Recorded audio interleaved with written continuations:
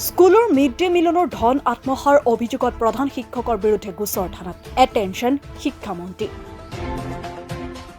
আপোনাৰ শিক্ষকে বিদ্যালয়ৰ নামত আবণ্টিত লাখ লাখ টকা আত্মসাৰ কৰা অভিযোগ। চাওক আমাৰ এই প্ৰতিবেদন।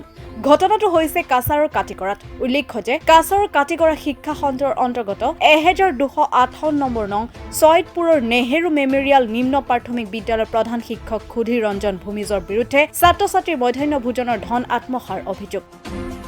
শিক্ষক সুধীৰ ৰঞ্জন ভূমিজে মধ্যাহ্ন ভোজনকে ধৰি বিদ্যালয় মেৰামতিৰ বাবে চৰকাৰে আবণ্টন দিয়া লাখ লাখ টকা আত্মসাৎ কৰাৰ অভিযোগ উত্থাপন কৰে ৰাইজে। এই ঘটনা কাটিগড় শিক্ষা মণ্ডলৰ দৃষ্টিগোচৰ হোৱাৰ লগে লগে কাটিগড়া শিক্ষা মণ্ডলৰ বিষয়াগৰাকীয়ে সুধীৰৰ বিৰুদ্ধে গোচৰ ৰুজু কৰে।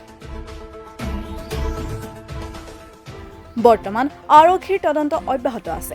দুৰ্নীতিগ্ৰস্ত শিক্ষকজনৰ বিৰুদ্ধে আৰক্ষীয়ে কি ব্যৱস্থা গ্ৰহণ কৰে সেয়া হ'ব লক্ষণীয়।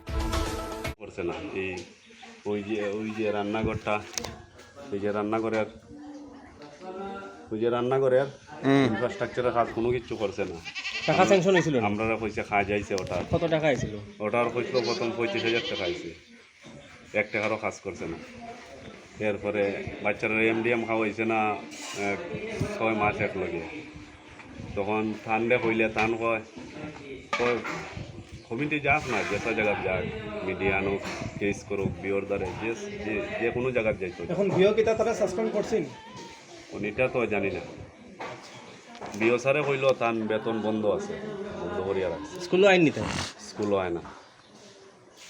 স্কুলও বিও স্যারে কেস দেওয়ার বাদে 2 দিন ছুটি লইছে।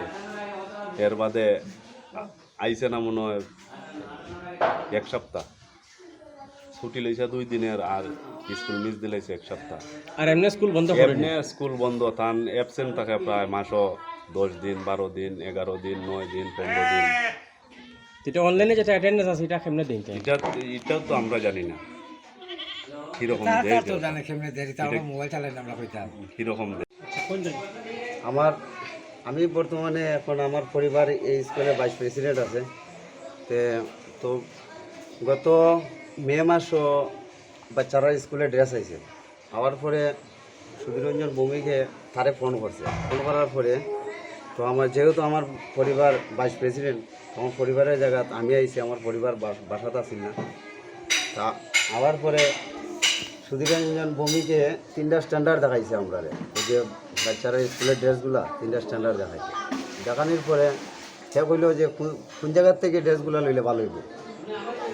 এরপরে তখন এই ড্রেসগুলোর মাধ্যমে আমরা মুরব্বী 4 জন দোকানি আছে, মানে তারা এটা যাচাই করতো ড্রেসগুলো ভালো আছে না খারাপ আছে।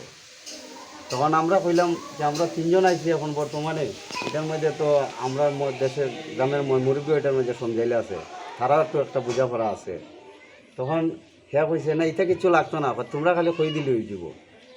তখন হ্যাঁ করছে কিনা যে ঠিক আছে আর অন্য আরেকদিন আইমু। তখন আমি কইলাম আপনি যদি ড্রেস লইন যে কোনো দোকান থেকে লইলে হয়তো প্রেসিডেন্টের লগে লইয়ে যাবেন, আর যে 4 জন মুরব্বী আছে তারা লগে লইয়ে যাবেন। তারা বিবেক বিবেচনা করব ড্রেস কোনটা দিলে, সুতির কাপড় দিলে ভালো হইব না পলেস্টার দিলে ভালো হইব। তখন হ্যাঁ করছে কিনা এই সময় আর ড্রেসগুলা দিছে না। 6 মাস গত হওয়ার পরে হ্যাঁ একটা একদিন ড্রেস বাটিলার বাচ্চারা ড্রেসগুলা দিলার। তখন আমার বাচ্চাটা কোন বছর? 24 না? এটা 24-এর মে মাসও। আচ্ছা, গেছে 24-এর মে। না ড্রেস তো আমরা জানি না ড্রেস তখন আমার দেখাইছে না তো, আমরা কইছে না কিছু ড্রেস কইছেও না কিছু না, লইছে যে আমরা নিছেও না, বেশি লাইছে না বাচ্চারা দিছে তাও জানি। তখন আমার বাচ্চাটা ড্রেস লইয়ে গেছে বাসাত। যাওয়ার বাদে আমি কাজ থেকে আইছি, আমরা তো ক্ষেতের কাজ করি। তখন ঠিক 12টা 12:30 সময় আমি ঘরে আইছি। আবার পরে আমারে কইলো বাচ্চাটা আমার কইলো বাবু আমরা স্কুলে ড্রেস দিছে। তা আমি কই দেখি ড্রেসগুলা। দেখার পরে তাইরে যখন লাগাইছে আমি কইছি বাবা বাচ্চাটা ড্রেসগুলো লাগাওছেন। তখন লাগানির বাদে ড্রেসগুলো অন্য উঠিয়ে রয়েছে। আমি কইলাম হে ড্রেস দিল না এটা অন্য কিছু দিল। এরপরে 2 সেট দিছিল? 2 সেট দিছিল। এমনি ঠিক আছে 2 সেট দিছে, কিন্তু ড্রেসগুলো অ্যাকুরেট হয়েছে না, মাফের হয়েছে না। তখন আমি তারে ফোন লাগাইছি প্রেসিডেন্টে। আমি যে চলো স্কুলে যেতাম, মাস্টারের ড্রেসগুলো বাড়িলে আমরা তো কমসে কম কমিটির মানুষ জানানি তো, আমরা তো এটার ব্যাপারে কিচ্ছুই জানি না। এরপরে এটার স্যাংশন হয়ে গেছে মে মাসও, আর এখন আজকে 6 মাস গত হওয়ার পরে হ্যাঁ ড্রেস দেওয়া নিয়ে। আচ্ছা ঠিক আছে। এরপরে আবার বাদে আমরা কইলাম মাস্টার ভাই ড্রেসগুলো এরকম দিলে হইতো না।